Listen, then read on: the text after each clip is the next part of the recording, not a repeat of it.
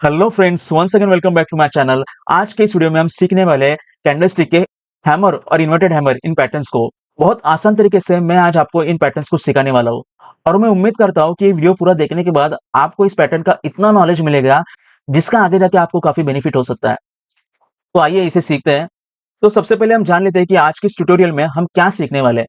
First, hammer और inverted hammer pattern ये क्या होता है, इन कैंडलस्टिक पैटर्न को किस तरीके से आइडेंटिफाई किया जाता है, किस तरीके से पहचाना जाता है, ये पैटर्न क्रिएट होने के पीछे साइकोलॉजी क्या होती है, इन पैटर्न्स को लेके हम ट्रेडिंग स्ट्रेटेजी किस तरीके से बना सकते हैं, किस तरीके से एंट्री एग्जिट ले सकते हैं और इन पैटर्न्स के कुछ एक्चुअल एग्जांपल्स चार्ट में देखेंगे। तो दोस्तों, इस पैटर्न का नाम हैमर इसके लिए दिया हुआ है क्योंकि ये हैमर की तरह दिखता है, ये एक हथौड़ी की तरह दिखता है। तो इस तरीके से ये कैंडल ग्रीन भी हो सकती है या फिर ये कैंडल रेड कलर की भी हो सकती है, कोई प्रॉब्लम नहीं है उसमें। ग्रीन कैंडल यहाँ पे ओपन होती है और ये इसका क्लोज यहाँ पे होता है। रेड कैंडल का ओपन यहाँ पे होता है और क्लोज यहाँ पे होता है। इस कैंडल की बॉडी स्मॉल होती है और बॉडी से कम 2 से 3 गुना ज्यादा इसकी शैडो होनी चाहिए, तो जाके इस पैटर्न को हम हैमर पैटर्न कहते हैं। अपर शैडो हो सकती है या फिर नहीं भी हो सकती। जिस तरीके से हथौड़ी की बॉडी स्मॉल होती है और हैंडल बड़ा होता है, उसी तरीके से इसकी जो बॉडी है वो स्मॉल है और शैडो जो है वो लंबी है।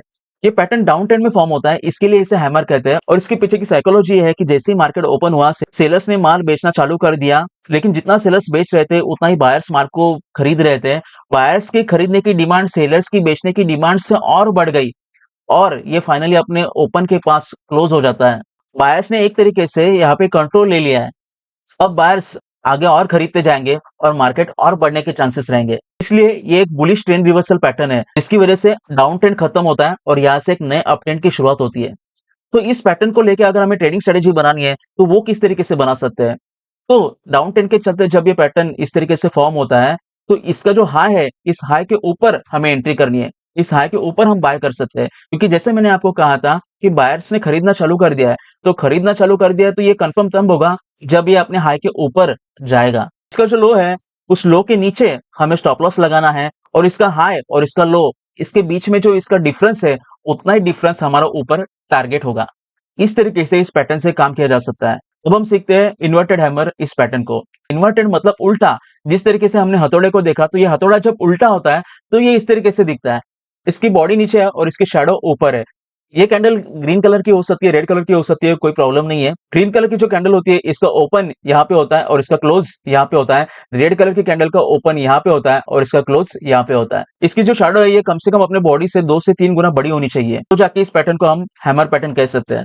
इसकी लोअर शैडो हो भी सकती है, नहीं भी हो सकती है, कोई प्रॉब्लम नहीं। इसके पीछे की साइकोलॉजी ये है कि जैसे ही मार्केट ओपन हुआ, बायर्स ने यहाँ पे खरीदना चालू कर दिया। सेलर्स से ज्यादा बायर्स माल खरीद रहे थे और बायर्स की डिमांड इतनी ज्यादा थी कि ये अपने ओपन के पास क्लोज हो गया। बायर्स ने सेलर को एक तरीके से रोका है। आगे बायर्स और खरीदते जाएंगे और प्राइस ऊपर जा सकती है यहाँ से। इसके लिए एक बुलिश ट्रेंड रिवर्सल पैटर्न है, जिसकी वजह से डाउन ट्रेंड खत्म होता है और यहाँ से एक नए अप ट्रेंड की शुरुआत होती है। और इस पैटर्न को लेकर अगर हमें ट्रेडिंग स्ट्रेटेजी बनानी है तो वो कैसे बना सकते हैं। तो सिंपल है, जब मार्केट में डाउन ट्रेंड चल रहा होता है और जब ये इन्वर्टेड हैमर पैटर्न इस तरीके से क्रिएट होता है, तो इसके हाई के ऊपर हमें एंट्री करनी है। क्योंकि जैसे मैंने आपको कहा था कि बायर्स और इसे खरीदते जाएंगे, तो ये खरीदते जाएंगे तो ये कंफर्म तब होगा जब ये अपने प्रीवियस हाई के ऊपर चला जाएगा। इसलिए इसके हाई के ऊपर बाय कर सकते हैं। स्टॉप लॉस, इसका जो लो है, इसके नीचे हमें स्टॉप लॉस लगाना है और इसका जो हाई है और इसका जो लो है, इसके बीच का जो डिफरेंस है, इतना ही हमारा ऊपर टारगेट होगा। तो इस तरीके से इस पैटर्न को लेकर हम एंट्री कर सकते हैं। अब आइए एक्चुअल मार्केट में इसके कुछ एग्जांपल्स देखते हैं। तो ये मेरा ज़ीरोधा का ट्रेडिंग अकाउंट है, इसमें हम सीखने वाले हैं। अगर आपको ज़ीरोधा में ट्रेडिंग अकाउंट ओपन करना है तो उसकी लिंक मैंने डिस्क्रिप्शन बॉक्स में दी है, उस लिंक पे क्लिक करके आप अकाउंट ओपन कर सकते हैं। तो दोस्तों, ये निफ्टी का चार्ट है, 15 मिनट का ये चार्ट है और 15 मिनट के इस चार्ट में हम यहाँ पे देख सकते हैं कि यहाँ पे ये हैमर पैटर्न फॉर्म हुआ था। यहाँ पे मार्केट नीचे आ रहा था, डाउन ट्रेंड चल रहा था और इस पैटर्न ने यहाँ पे 24,470 के लेवल पे बाय का सिग्नल दिया था, क्योंकि ये इस पैटर्न का हाई था और इसके बाद मार्केट ऊपर चला गया 24,600 की लेवल तक।